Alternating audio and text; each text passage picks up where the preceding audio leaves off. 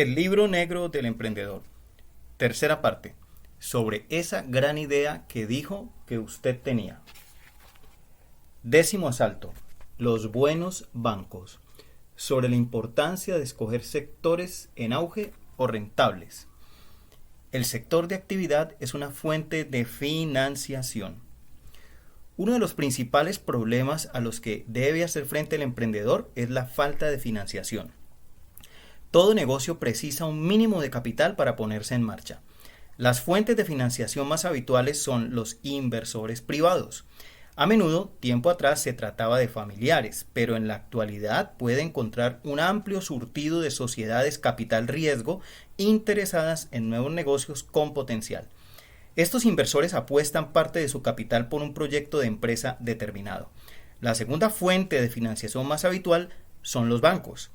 Esto es de lo que hablarán en cualquier libro sobre cómo montar un negocio. Pero además de estas dos fuentes de financiación, existe una tercera con capacidad de generar más liquidez, que es más rápida y más económica que cualquier entidad financiera. Esta fuente de financiación es poco considerada por los emprendedores en general. Se trata de su sector de actividad. En el asalto anterior hemos puesto de manifiesto la importancia de escoger un sector por el cual uno se sienta atraído y que además conozca bien. Otro FCF en lo que respecta al sector de actividad en el que se va a emprender tiene que ver con la situación económica del mismo. Es conocida la expresión "estaba en el momento y el lugar adecuado".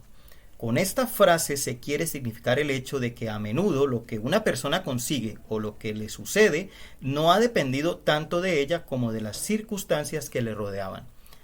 Un emprendedor, cuando pone en marcha un negocio en una industria, lugar geográfico y momento del tiempo, está literalmente rodeándose de unas circunstancias determinadas.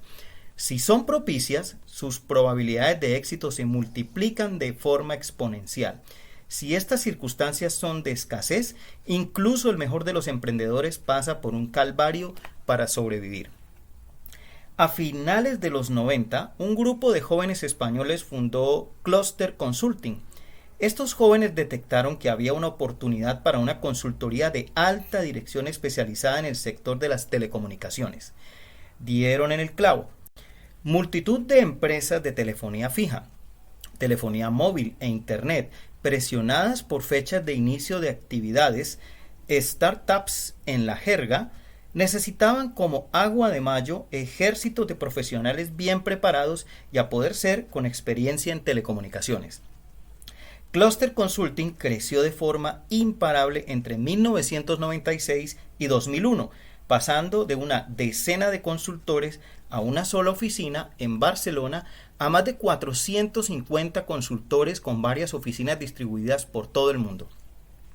En 2001, Cluster Consulting fue absorbida por la norteamericana Diamond para convertirse en Diamond Cluster, pero ese año la explosión de la burbuja tecnológica tuvo lugar y en pocos meses las desinversiones de todos los mercados de capitales en empresas de telecomunicaciones dejaron sin recursos a la mayoría de empresas del sector.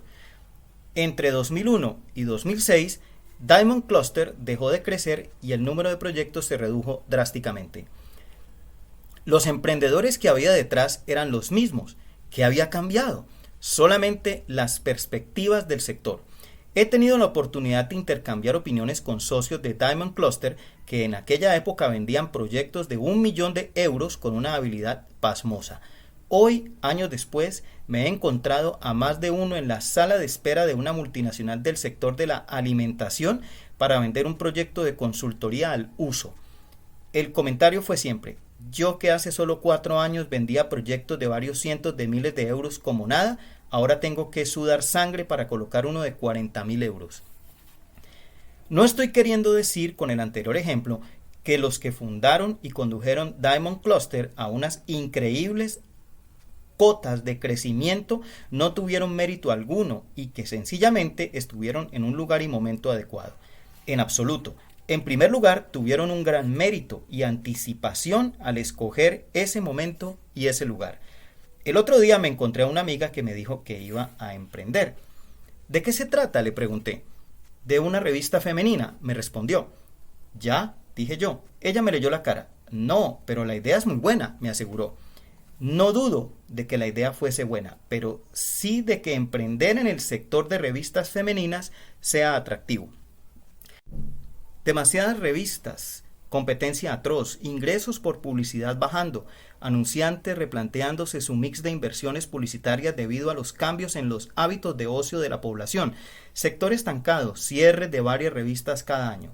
Lo siento, por muy buena que sea la idea, no me metería en ese sector ahora ni borracho. Es como lo de los videoclubs.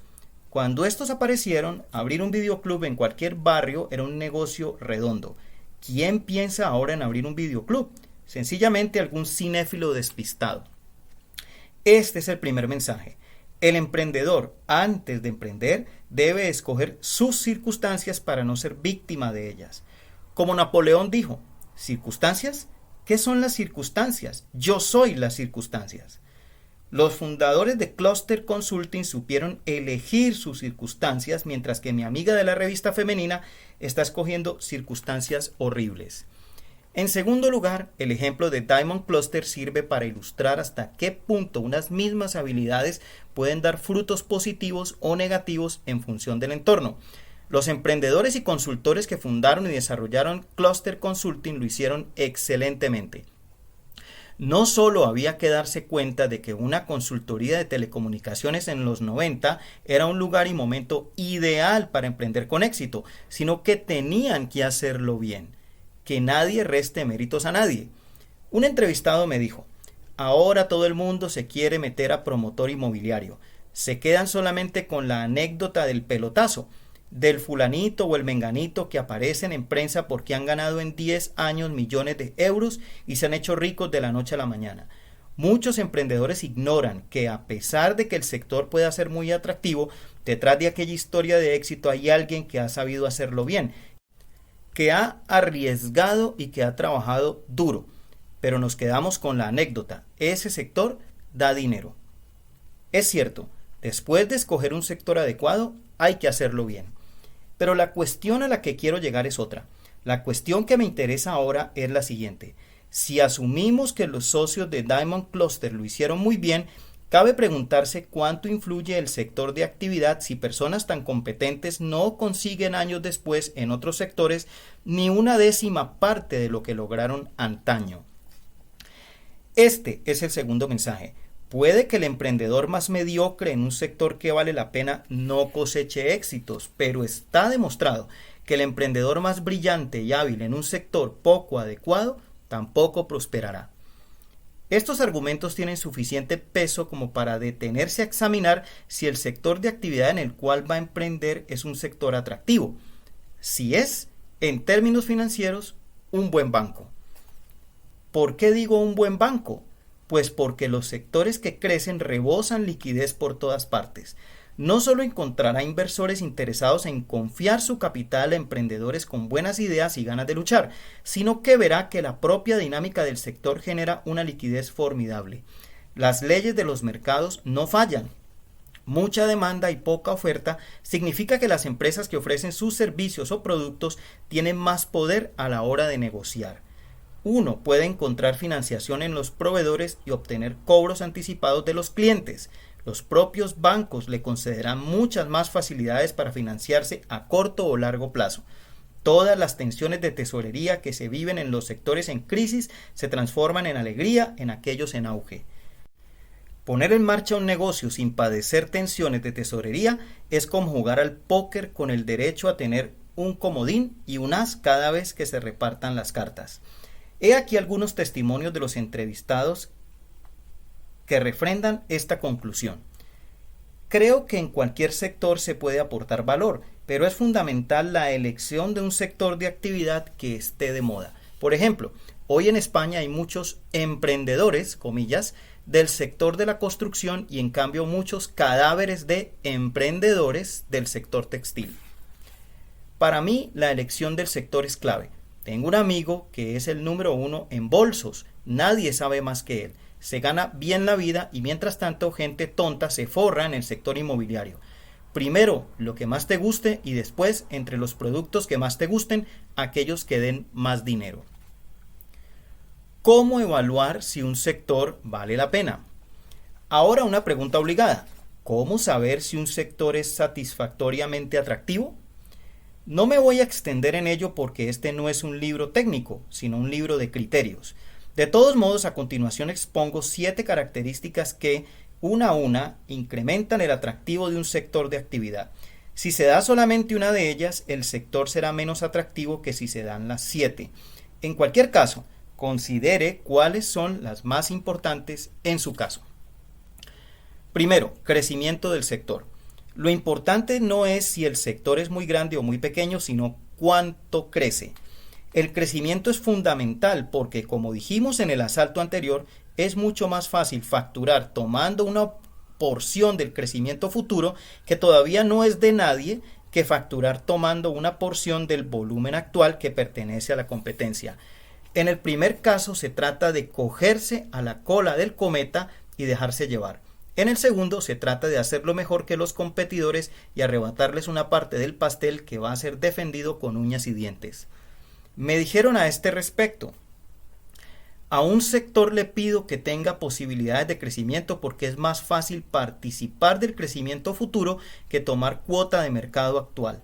También le pido que tenga factores de disrupción, ya sean tecnológicos o culturales, que algo se esté rompiendo ahí, porque en esas brechas puedes encontrar oportunidades. 2. Rentabilidad del sector. Otro entrevistado me dijo: un sector, para que resulte atractivo a un emprendedor, debe tener dimensión suficiente para absorber errores iniciales y permitir márgenes de beneficio adecuados. En definitiva, el río debe ser ancho. Es el denominado bottom line. En general, casi todas las empresas de un sector de actividad, a pesar de tener diferentes grados de eficiencia, suelen convergir en un nivel similar de rendimiento económico. Por ejemplo, en el sector servicios, los beneficios están en torno al 20% de la facturación. En una cadena de distribución de productos alimenticios, en torno al 10%. En una industria metalúrgica, sobre el 5%. Por tanto, antes de emprender, escoja sectores rentables donde, como dice el testimonio anterior, los errores se absorben mejor. La rentabilidad no es un dato constante. Hay sectores donde el ratio de beneficio sobre ventas se mantiene y otros donde está hundiéndose año tras año. Eso suele suceder cuando el número de competidores es tan elevado que se desata una guerra de precios. Las ofertas para llevarse los pedidos de los clientes son pornográficas y, dada una estructura de gastos constante, los beneficios se derrumban. Por eso no solo es conveniente escoger sectores rentables, sino también aquellos donde, de momento, la competencia no sea feroz, que es la característica del punto que viene a continuación. Tercero, grado de competencia. Un sector saturado es por definición un sector poco rentable. Tomemos el ejemplo del sector editorial. Era un sector muy atractivo hace unos pocos años. Con relativamente poca inversión y riesgo podían obtenerse muy buenas rentabilidades. En estos momentos el número de títulos publicados en España se ha disparado, más de 50.000 al año. Las librerías reciben cada viernes unas 100 novedades. Según un artículo aparecido el mes de diciembre de 2006 en el diario El País, las editoriales reconocen que lograr más de 2.000 copias con un libro puede considerarse un éxito.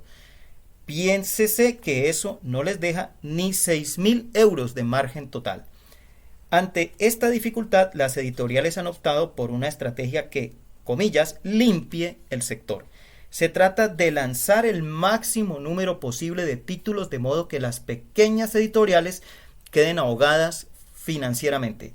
El otro día me presentaron a una persona que estaba montando una editorial. Pensé que era por interés personal hacia un tipo de libros concretos o por interés en promover un tipo de literatura determinada que tenía poco apoyo en España. Hay personas que emprenden en este sector, no por dinero, sino por dar a conocer a escritores extranjeros apenas conocidos en su país. Por amor al arte, en este caso, a la literatura. Pensé que este era el caso de esa persona, pero cuando le pregunté por qué emprendía en el mundo editorial, me respondió que quería ganar dinero y que por lo que había oído, era relativamente sencillo hacerlo en este sector. ¡Ja! Cuarto, requerimientos de inversión bajos. Recomiendo empezar con negocios de poca inversión, originales, divertidos y beneficiosos en su amplio margen comercial. Si puedes coger un negocio donde la inversión inicial sea reducida, tanto mejor. Hay quien sostiene que los sectores con inversiones fuertes son atractivos porque la inversión inicial constituye la mejor barrera de entrada a la competencia. Estoy de acuerdo siempre que se esté forrado o se disponga de mucho apoyo financiero, pero no suele ser el caso del emprendedor y todavía menos del joven emprendedor novel. Tengo un conocido que emprendió un negocio que requería una inversión inicial de 2 millones de euros. Se trataba de una cadena de tiendas. El sector no estaba en auge, no era excesivamente rentable y además había que invertir fuerte para arrancar. ¿Por qué se metió ahí? Porque estaba como loco con la idea. ¿Cómo no? De nuevo la famosa idea de negocio. Fracasó. El problema de fracasar invirtiendo 10.000 euros o invirtiendo 2 millones de euros no es el mismo. Es cierto eso que se dice que cuando uno suspende pagos debiendo 10.000 euros tiene un problema y que cuando uno suspende pagos debiendo 2 millones de euros el problema lo tiene el banco. A corto plazo sí, pero a largo no, porque ese emprendedor quizá con potencial en otra ocasión difícilmente volverá a obtener financiación para otra aventura. Adicionalmente, no tiene nada que ver el cuerpo que a uno se le queda fracasando con 2 millones de euros que fracasando con 10.000. He conocido emprendedores de los dos tipos. Los segundos asumen su error y vuelven a intentarlo. Los primeros recuerdan aquella época como la peor de su vida. El pozo de ese fracaso es difícil de olvidar. Nunca más, dicen, como los gallegos con el Prestige. Quinto, momento económico. Es la característica número 5, pero debería ser la primera en importancia. En ciclos expansivos triunfa hasta el más tonto. De veras, el asunto no es baladí. Cuando las expectativas de la economía son buenas, hay alegría generalizada. Se invierte, se arriesga, se compra, se comercia, se negocia poco. En situaciones así prima la velocidad de entrega, de reposición.